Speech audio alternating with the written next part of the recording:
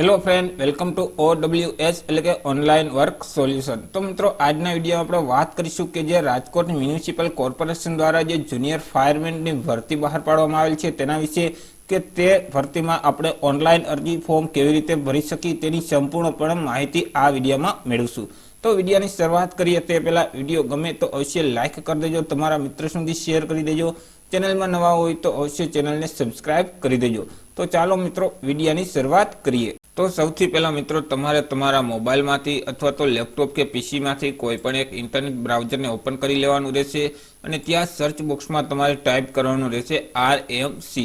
જેવું મિત્રો તમે RMC ટાઈપ કરી અને તમે તેને સર્ચ કરશો તો જે રાજકોટ મ્યુનિસિપલ કોર્પોરેશનની વેબસાઇટ છે તે વેબસાઇટ તમને સૌથી પહેલા જોવા મળશે www.rmc.gov.in। तो ते वेबसाइट पर तमारे क्लिक करी देवानुं रहेशे।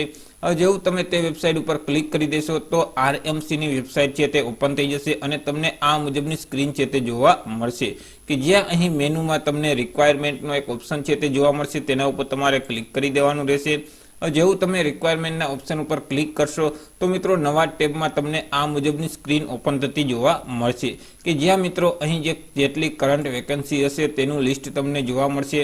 तो मित्रों अत्यारे करंट वेकेन्सी है ते मित्रों फायरमेननी वेकेन्सी है। तो मित्रों तेनी जे छेल्ली तारीख है अरजी फॉर्म भरवानी ते 6 जान्युआरी 2021 सुधी तमे आ जे भरती है तेमां ऑनलाइन अरजी करी शकशो। हवे ऑनलाइन अरजी करवा माटे मित्रों अहीं एप्लाय ऑनलाइन है तेना उपर तमारे क्लिक करवानुं रहेशे। जो तमारे आ भरती विशेनुं जे नोटिफिकेशन होय छे ते तमारे जोवुं होय तो अहीं तमे डाउनलॉडना ऑप्शन पर क्लिक करी अने तमे ते नोटिफिकेशन डाउनलॉड करी शकशो। तो मित्रों आपणे आ विडियो में माहिती मेळवशुं के आ भरती में ऑनलाइन अरजी केवी रीते करी शकाय। तो ऑनलाइन अरजी करवा माटे एप्लाय ऑनलाइन ना बटन पर तमारे क्लिक करवानुं रहेशे, जेथी करी फरीथी तमारी सामे आ मुजबनी स्क्रीन ओपन थई जशे अने अहीं तमने एक अरजी फॉर्म छे ते आपी देवामां आवशे के जे अरजी फॉर्म में तमारे तमाम डिटेल छे तेने फिल करवानी रहेशे। तो सौथी पहला तो मित्रों ज्यां रेड कलरनी फूदड़ी होय छे तेनो मतलब ए थशे के ते डिटेल तमारे आपवी फरजियात छे। तो अहींथी सौथी पहला तो तमे कई केटेगरी में तमे एप्लाय करवा मांगो छो ते अहींथी केटेगरी ने सिलेक्ट करी लेवानी रहेशे। त्यार पछी तमारी केटेगरी कई छे ते तमारी केटेगरी ने सिलेक्ट करी लेवानी रहेशे।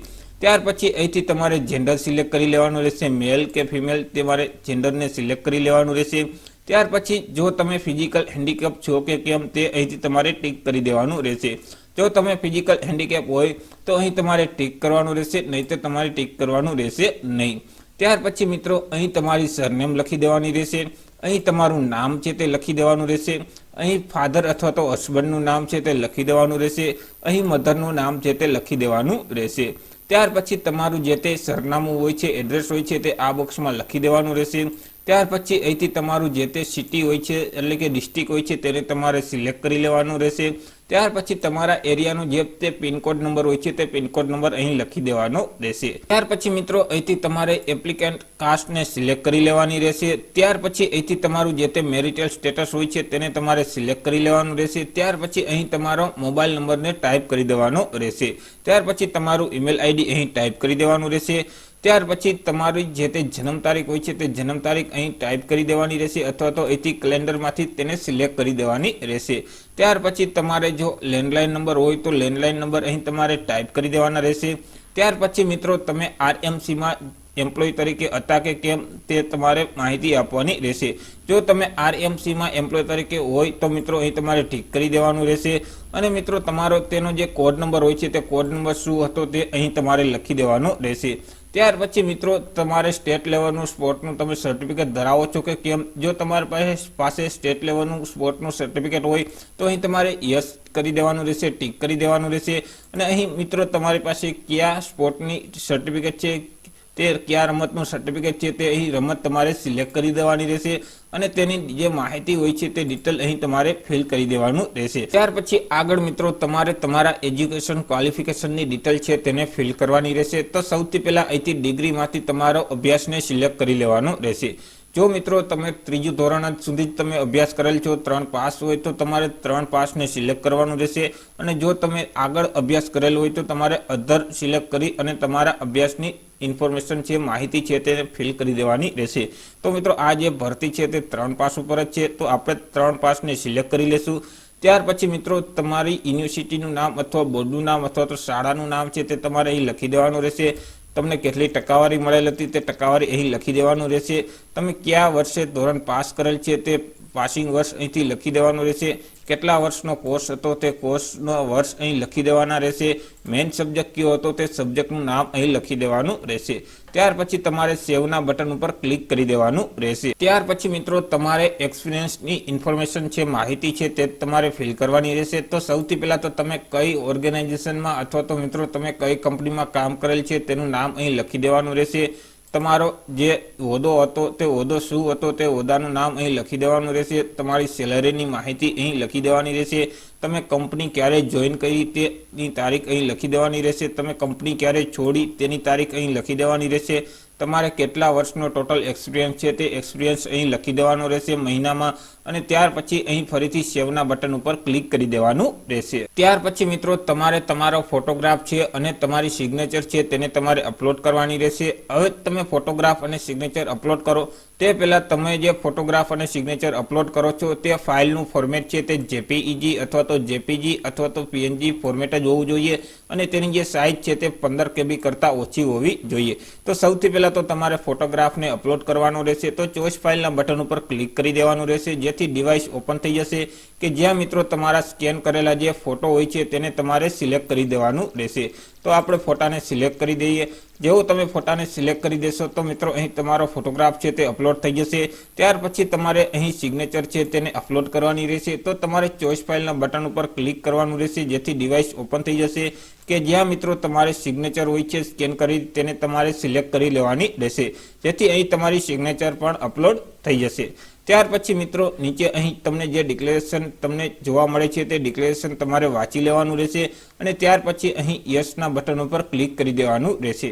ત્યાર પછી તમારે સેવ અને સબમિટના બટન ઉપર ક્લિક કરી દેવાનું રહેશે. જેવું મિત્રો તમે સેવ અને સબમિટના બટન ઉપર ક્લિક કરશો તો તમારી અરજી છે તે સબમિટ થઈ જશે અને અહીં તમને એક એપ્લિકેશન નંબર છે તે આપી દેવામાં આવશે કે જે એપ્લિકેશન નંબર તમારે સાચવીને રાખવાનો રહેશે. ત્યાર પછી મિત્રો તમારે પરીક્ષા ફી ભરવાની રહેશે. તો પરીક્ષા ફી ભરવા માટે અહીં ફી પેમેન્ટ છે તેના બટન ઉપર તમારે ક્લિક કરી દેવાનું રહેશે. ત્યાર પછી અહીં તમારો એપ્લિકેશન નંબર લખી દેવાનો રહેશે, અહીં તમારી જન્મ તારીખ લખી દેવાની રહેશે અને અહીં તમારો મોબાઈલ નંબર છે તે લખી દેવાનો રહેશે. ત્યાર પછી તમારે સર્ચના બટન ઉપર ક્લિક કરી દેવાનું રહેશે. જેવું મિત્રો તમે સર્ચના બટન ઉપર ક્લિક કરશો તો નીચે પે નાવનું બટન છે તે તમને જોવા મળશે અને તમારી અરજીની માહિતી છે તે તમને જોવા મળશે. તો તમારે પે નાવના બટન ઉપર ક્લિક કરી દેવાનું રહેશે, જેથી કરી તમારી સામે આ મુજબની સ્ક્રીન ઓપન થઈ જશે કે જ્યાં મિત્રો અહીં તમારે પેમેન્ટ મોડને તમારે સિલેક્ટ કરી લેવાનું રહેશે કે તમે કોના માધ્યમથી પેમેન્ટ કરવા માંગો છો. Credit card, debit card, ATM card, net banking કે તે પછી જે વોલેટ હોય છે તેના દ્વારા, QR કોડ દ્વારા કે UPI ID દ્વારા તમે કોના માધ્યમથી પેમેન્ટ કરવા માંગો છો તે અહીંથી સિલેક્ટ કરી દેવાનું રહેશે. તો આપણે ડેબિટ કાર્ડને સિલેક્ટ કરી લેશું અને ત્યાર પછી મિત્રો તમારે અહીં તમારા કાર્ડના નંબર તમારે ટાઈપ કરી દેવાના રહેશે. અહીં તમારા કાર્ડની જે એક્સપાયરી મંથ હોય છે તે તમારે સિલેક્ટ કરી લેવાનું રહેશે. અહીંથી વર્ષ સિલેક્ટ કરી લેવાનું રહેશે. અહીં પાછળ જે 3 ડિજિટના CVV નંબર હોય છે તે તમારે ટાઈપ કરી દેવાના રહેશે. અહીં કાર્ડ હોલ્ડરનું નામ છે તે તમારે ટાઈપ કરી દેવાનું રહેશે. ત્યાર પછી તમારે મેક પેમેન્ટના ઓપ્શન ઉપર ક્લિક કરી દેવાનું રહેશે.